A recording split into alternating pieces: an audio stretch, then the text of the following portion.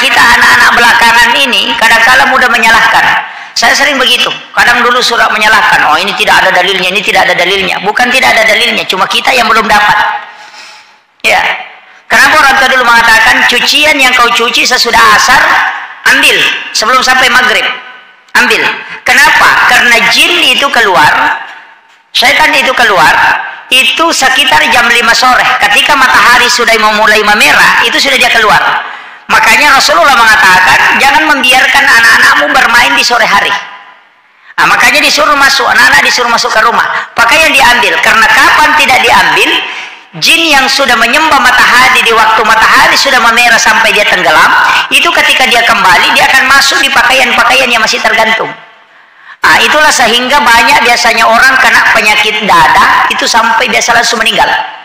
Tiba-tiba meninggal karena penyakit dada, itu adalah jin pakaian.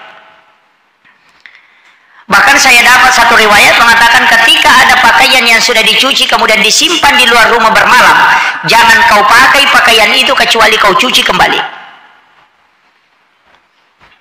Itu. Jadi sebenarnya itu sudah dari dulu. Cuma ilmu itu agak langka, istilahnya enggak, kadang tidak dibuka.